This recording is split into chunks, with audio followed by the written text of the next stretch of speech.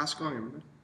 Big Rat 310 back here again, doing his quick Royal Rumble thoughts, not review, thoughts. Think of it as more of a results-oriented type thing. I've been asked a lot of questions lately. A lot of questions that I've addressed several times on this channel. But nonetheless, some people feel the need to ask, where's your passion? Why aren't you watching wrestling anymore? Have you lost it? I've said it once, and I'll say it again. I never have, and in my opinion, never will lose my passion for wrestling. I can't go 2 days without watching a match, honestly. Last night, I stayed up till 4 in the morning watching Hell in a Cell, a WWE pay-per-view that happened 5 months ago. Not a particularly good pay-per-view, just because I'm trying to bust out the next All Sides of the Wrestling World, and that was next on the list. I'm done, by the way. That video will be up later in the week. But yeah, nothing's changed. Just because I'm doing YouTube Take a lot more, but I'm doing that just because, you know, football is such a big part of my life, guys. Like, honestly, like, my first memories of my existence are at Dolphins games.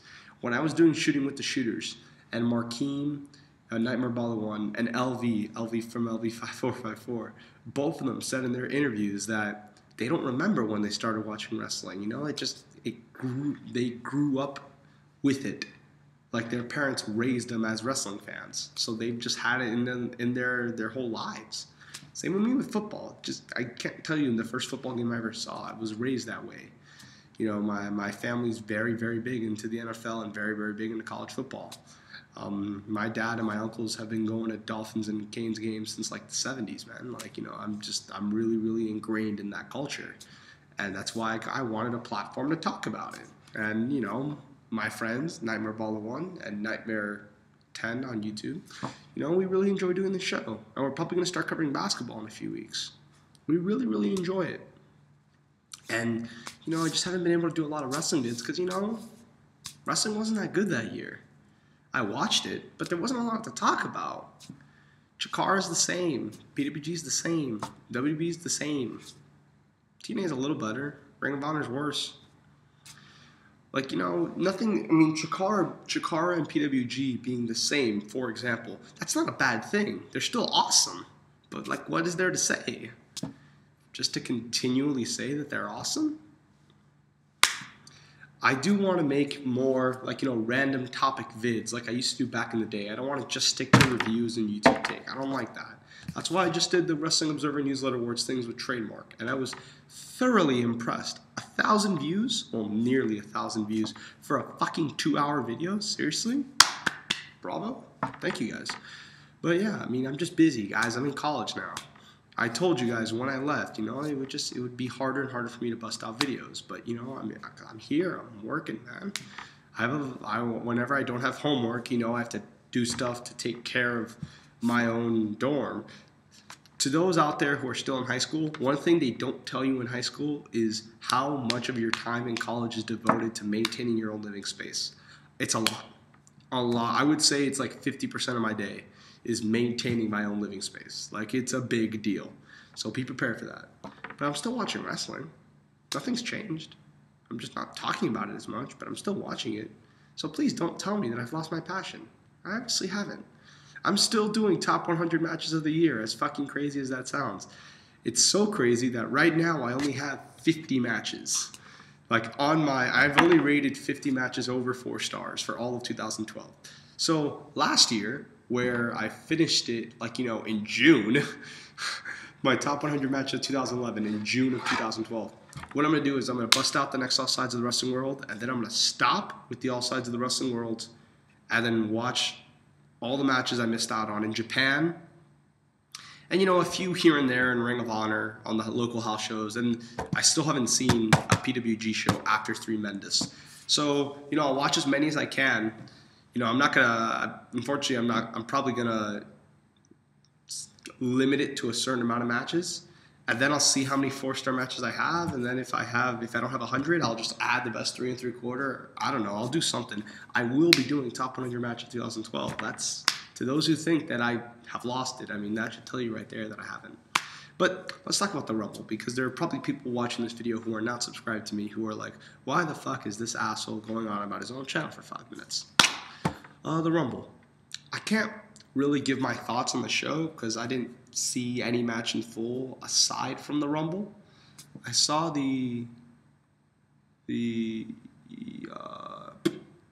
I saw most of the Rhodes Scholars match, but I still missed like a minute or two, and I didn't really care. Like, you know, I was on my iPad, like doing shit for school, looking up occasionally. Like, you know, I saw most of it, but not enough to see it. The opener, I missed like the first half. It was on in the background, but I was completely ignoring it. I was doing really, really rough work for school, and I wasn't even paying attention. The Rumble match I saw in full. And then I thought Caitlyn and Tamina Snuka was on the card. And after the Rumble match, when the Rumble match started, because I hadn't eaten dinner yet. I ate a really late lunch. I had lunch like at 3 p.m. Eastern time. The Rumble started at 8, so I wasn't hungry yet. By around 10 o'clock, right when the Rumble started, at 9 I was getting hungry, but then the Rumble started and I was like, fuck. Because I thought the Divas match was going to be after the Rhodes Scholars match, and I was going to go to the cafeteria, get food, come back, skip the Divas match and watch the Rumble match. I come to my room to get my jacket and such and my shoes, and I look at my computer screen and I see Dolph Ziggler coming out. I'm like, fuck. So I just like put everything down, sit down, watch the Rumble. And then after the Rumble, I was sure, once the Rumble started, I was like, okay, this makes sense. They're going to do the Rumble, then have the Diva Buffer match, then the main event, like they do on pay-per-views. So after the Rumble, like immediately after Cena won, I was like, okay, I don't want to see this celebration. I got my jacket, I left to the cafeteria, and when I was in the cafeteria waiting in line, I looked at my phone and I see that the main event had fucking started. I guess they cut the Divas match from the show. So I just went back to my room. I mean, I got the food, came back to my room. By the time I came back to my room was the sharpshooter spot. Then I saw the breaking of I saw like legit 5 minutes of the match. I was kind of surprised. I thought it would go a little longer. When I got back, I was like, I remember I posted on Twitter. When I got back, I was like, okay, I came back, you know, to see the false finish. You know, GTS, you know, rock bottom, kick out, maybe kick out of a second GTS, another rock bottom, you know, cool shit. So no, they do the announce table spot, then Rock goes for the people's elbow, Shield attacks him, Punk gets the fake victory, and then Rock almost immediately hits the people's elbow for the win. I was very surprised. I won't comment on the match itself, but everyone I've talked to has told me that it was very good, not great, and I think I explained it to Trademark. I asked him, was it a match that had the body of a 20-minute main event WWE match, but without like the last 5 minutes? And he said, yeah, that's about it. And I was like, okay. But I don't really want to talk about the show. The show was, you know, I was entertained, I guess. I mean, you buy the show for the Rumble, honestly. If the Rumble isn't good, usually that means the show isn't good. Or if the Rumble under-delivers, usually you are underwhelmed by the show. It doesn't matter what the fuck is on the undercard. This year was a little different, obviously with Rock and Punk being a big deal, but 90% of the, but I mean, even this year, Rock and Punk could have had an awesome match, but if the Rumble sucked, then the show would have sucked. That's just my opinion. I really, really do feel like the show hinges on how good the Rumble is. And this year, the Rumble was really good, so the show was really good. I more want to talk about the results. John Cena won the Rumble, Rock won the title. Okay. I said on Twitter the day before, I don't care if Cena wins the Rumble. I don't care if Rock wins the title. I just don't want both. It's not necessary. You don't need to waste the Rumble on Cena Rock.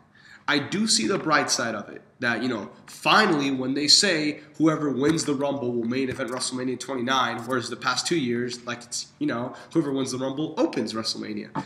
Legitimately, the Royal Rumble this year, the Royal Rumble winner this year is going to main event WrestleMania, and that puts the Rumble over. So that I get that, but it's just not necessary. John Cena, maybe not the main event, but John Cena never should win the Rumble, ever. It's not necessary. Every year they have their top 4 matches. The main event, which is the title match or not the title match, 2 of the past 3 years, it's not been a title match. You had Taker and Michaels and Rock and Cena. It's the title match, whatever. The 4 main events of WrestleMania are always going to be and I think the format this year and maybe next year and the year after are going to be like this: the title match, the secondary title match, the Undertaker match, and the Brock Lesnar match. And this year we may have the Undertaker and Brock Lesnar match be the same thing, which I would hope. And if we do, then I think the Shield will be involved in the 4th main event, like in a 6-man tag or something. But usually that's the format: title match, Undertaker match, and I'll say special attraction match. I don't know. Like Rock Cena last year was a special attraction. Once in a lifetime, right? Title match, Undertaker match, and this year the Brock match, I guess. The title match, the main WWE title match, if it's going to main event, usually, Cena Miz is probably the exception, but usually it's built up on a storyline independent of the Royal Rumble.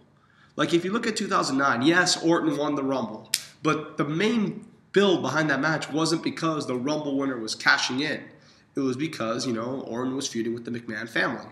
In 2008, it was Taker and Edge, but even if you think that shouldn't have main evented, the real main event of the show was Floyd Mayweather and Big Show, and that wasn't related to the Rumble. Taker and Michaels wasn't related to the Rumble. Rock Cena wasn't related to the Rumble. Cena Miz wasn't related to the Rumble. 07, Michaels and Cena not related to the Rumble. 06, Cena and Triple H not related to the Rumble. Usually the main event is independent of the Royal Rumble. And I think it should be that way. Now, I know they promote the Rumble as the winner main events WrestleMania, and it never does, which is kind of ironic. But I'm okay with that because I really do think the secondary title match, especially the World Heavyweight title match, I really do think that match needs to have the Rumble winner cashing in to have intrigue. Look how poorly they promoted Sheamus and Daniel Bryan last year. Imagine if Sheamus didn't win the Rumble. Who could care? At least last year, you had January and February, and in the Elimination Chamber, various scenarios in your head. Well, what if Sheamus catches in the Raw title, SmackDown title? Ooh, who's going to win in the Chamber to face Sheamus? Because we already know Sheamus is fighting the winner of the Chamber. It's fun. It's intriguing to know. What's going to happen this year? It's going to be I don't know, Del Rio is going to fight the next number 1 contender, that if it wasn't WrestleMania, if it was another WWE pay-per-view, he would probably fight that guy anyways. Let's say Del Rio and Big Show happened at Over the Limit, and then they go to Money in the Bank. Del Rio would probably go to the next SmackDown challenger.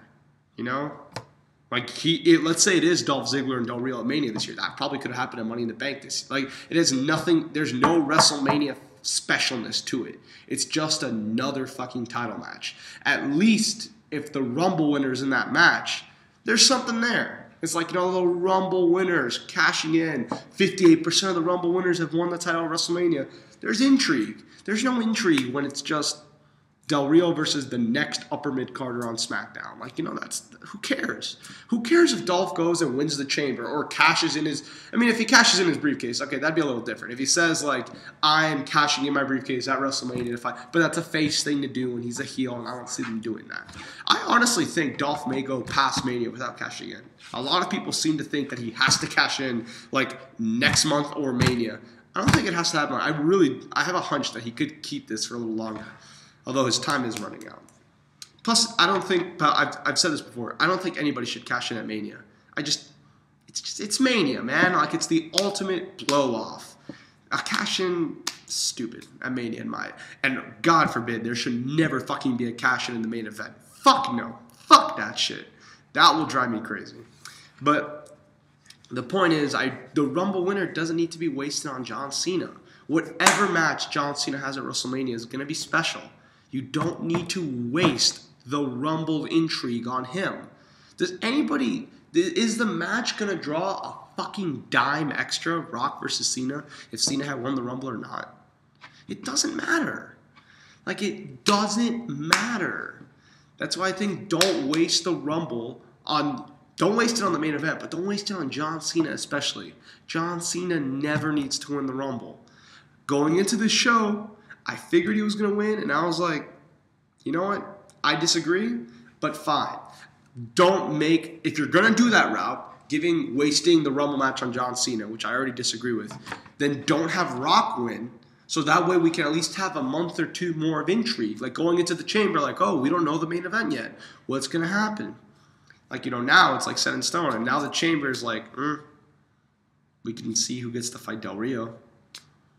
There may only be one Chamber match this year. A lot of people say Rock has to defend the title of the Chamber. Why? You think fucking Rock wants to be in that goddamn Elimination Chamber match? Fuck. If I were him, I wouldn't do it. Honestly, I think it's a waste. I think Rock should be saved for the big shows. I don't think you should put Rock in the Chamber. Then, if you put Rock in a 6-man elimination match without John Cena, does anybody actually think anyone's going to beat The Rock? No. Now, if you do the Rock-Punk singles match, that's a little more interesting.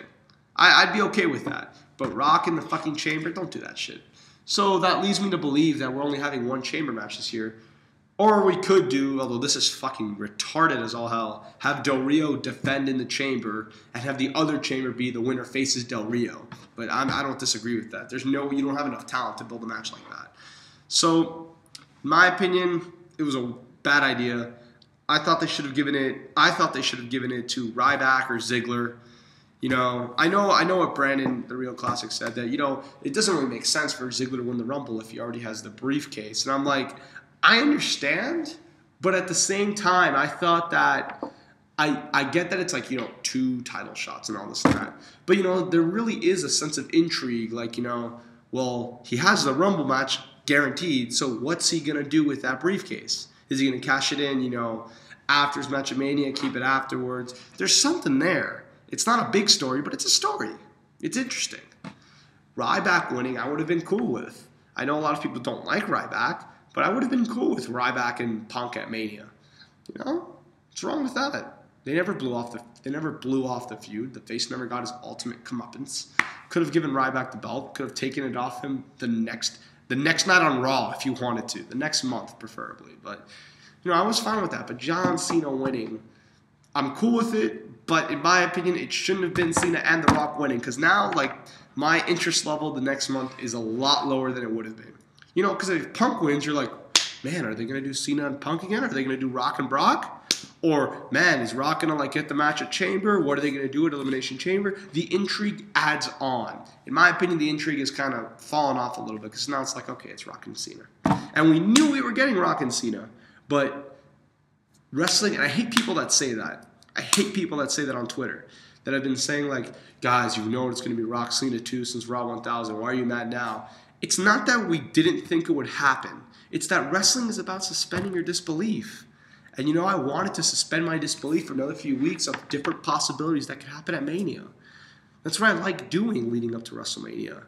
So to everyone that just says, oh, you should have known it was coming, it's fucking pro wrestling. It's about suspending your disbelief. That's the fun. But, yeah, I'm still going to watch. I'm just not as interested. Even my friend down the hall, I actually have a friend in college here who likes wrestling. I didn't have that in Miami over the course of 10 years, but I have one here. But I went to him after seeing him win the Rumble, and I was like, you saw that? And he was like, yep. And I'm like, it doesn't bode well for Punk. And he's like, I have hope. And I'm like, I have hope, man, but it's fading. And he's like, I know. And then after the match, I just go to him, and I'm just like, well. And he's like, yep. And I'm like, yeah, all right.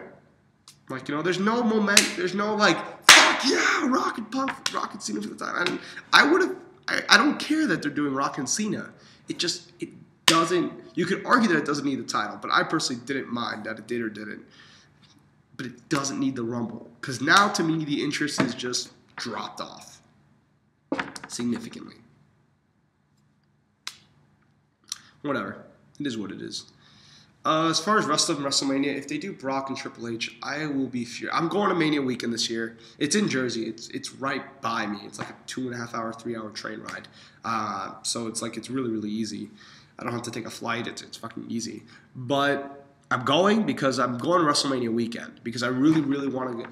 I'm excited to see Chikara. I always have fun when I go to a Chikara show. I'm actually excited to see Ring of Honor. I think the product has improved, and I think under Delirious, people seem to forget. Last time Delirious booked a WrestleMania weekend, it was arguably the best WrestleMania weekend the company's ever done. So I'm excited to see what he brings to the table Friday night at the Hammerstein, April 6th, 5th? I want to say 5th. And I'm excited to see Dragon Gate USA. I'm excited to see Shimmer. I'm excited to go to the WrestleCon Expo. I think it's going to be a fun time. So I'm going to go to Mania because I'm already there, but I am not that. I will be so upset if it's Brock and Triple H. There's no point in that. We saw Brock murder him. Why? And everyone praised Triple H. You did the job. You put Brock over. You put business ahead of your ego. And if he comes back, it's just like, oh, you fucking didn't. You were like the complete opposite. Like, in my opinion, that hurts it.